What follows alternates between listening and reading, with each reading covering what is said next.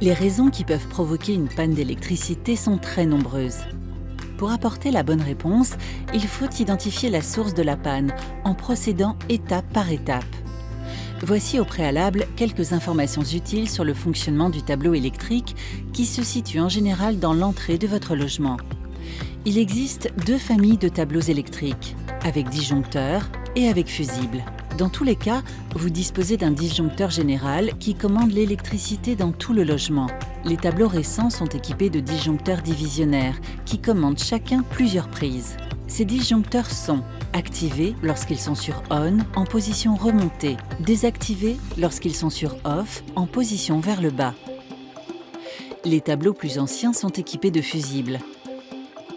Activés lorsque les tiroirs sont fermés, désactivés lorsque les tiroirs sont ouverts.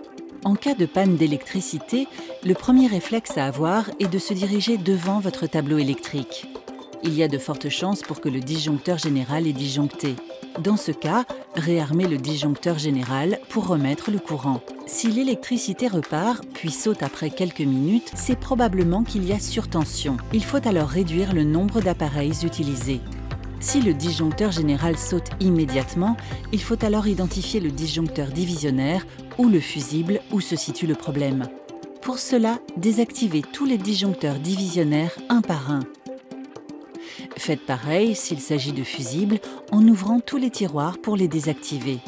Réarmez le disjoncteur général. Réactivez tous les disjoncteurs ou fusibles progressivement jusqu'à identifier celui qui fait sauter le disjoncteur principal. En cas de disjoncteur divisionnaire défectueux, il est recommandé de faire intervenir un professionnel. Dans le cas où il s'agit d'un fusible qui pose problème, vous pouvez le changer vous-même.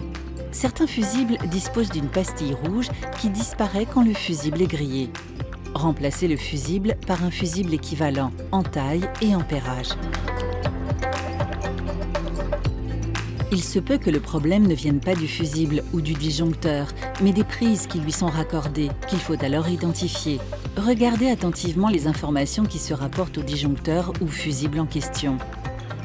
Si plusieurs prises sont concernées, il faudra toutes les tester pour comprendre d'où vient le problème. Pour tester une prise, vous pouvez brancher une lampe qui fonctionne. C'est en procédant méthodiquement que vous pourrez identifier la source du problème.